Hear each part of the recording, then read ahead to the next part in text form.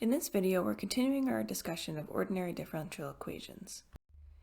And we are talking about solution methods for initial value problems. And here we're going to introduce linearization for implicit methods.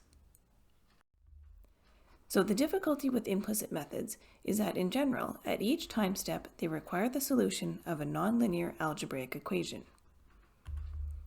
So this often requires an iterative solution, such as the Newton-Raphson method.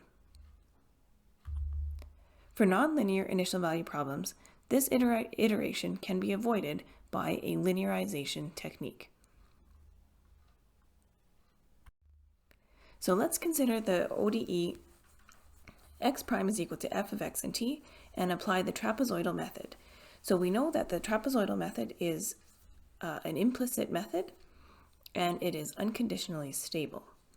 So let's apply the trapezoidal method to our ODE and we get the expression shown here. So x at I plus 1 is equal to x at I plus h over 2, and then this combination of f at x at I plus 1, ti plus 1, and f at xi and ti. And we know that this method from our previous analysis is second order accurate. Globally, which means for one time step, it has order h cubed. So this is already an approximate equation to the order h cubed, so it does not make sense to find its solution exactly or within round-off error. So let's consider the Taylor series expansion of this term f of x I plus 1 and t I plus 1.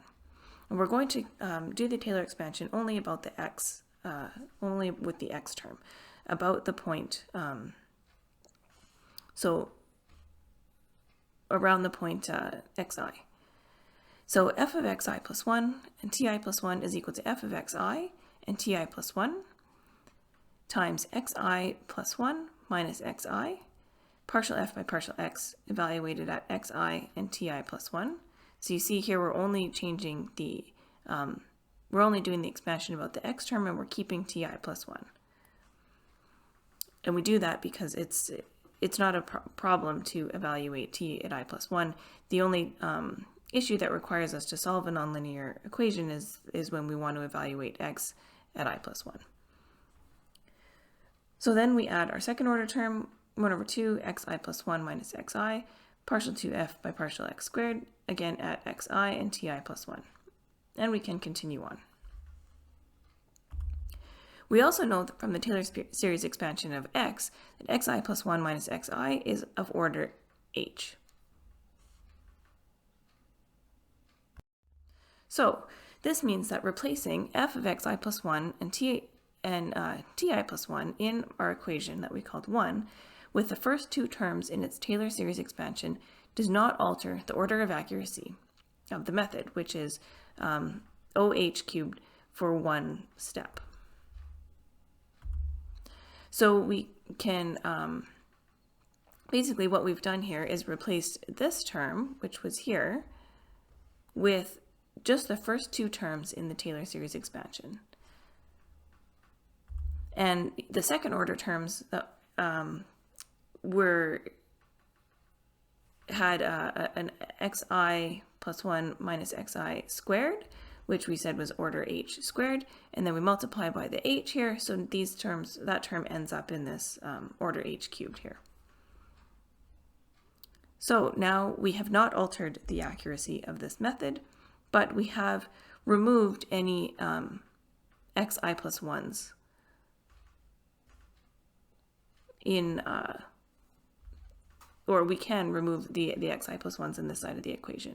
So we have this expression here, and we can now rearrange for xi plus 1 by bringing, this is our only term left, so we bring this to the other side. So now we can rearrange this for xi plus 1, and everything on the right-hand side here is just in terms of xi.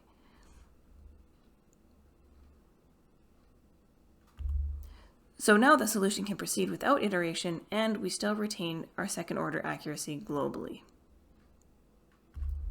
And as far as the linear stability analysis is concerned, the linearization scheme is still is also unconditionally stable. However, you should exercise caution with that in practice. So let's do an example. Let's consider the nonlinear ODE given as shown here. So we have y prime plus y times 1 minus y equals 0.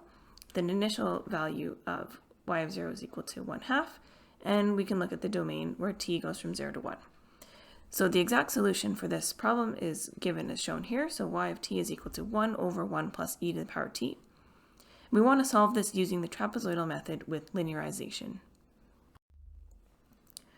So this is the expression for the trapezoidal method, and we can see that it is nonlinear for yi plus 1. So we've got this yi plus 1 on both sides of the equation, and we can't just simply rearrange.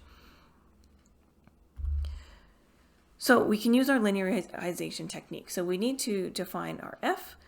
So if we look at our equation here and say y prime is equal to f of y and t, then f is equal to y times y minus 1, which we can expand out to be y squared minus y.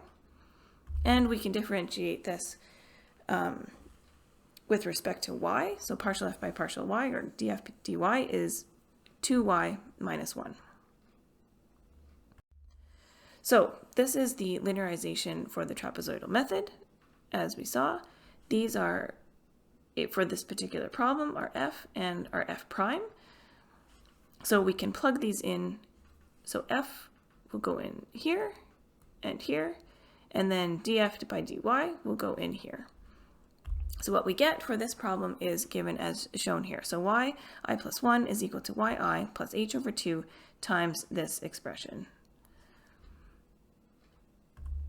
And this can be simplified to obtain the expression shown here, which is how we would proceed with our linearized trapezoidal method. We can also note that the nonlinearity in this problem is quadratic, so we can solve the resulting nonlinear algebraic equation directly and compare the direct implicit solution with the linearized solution. So if we look back at the trapezoidal method before linearization, we can solve that problem directly using the quadratic equation. So this is the direct solution that we would obtain, and this is the linearized solution that we would obtain. So both of these methods can now proceed without iteration, and we can compare the results.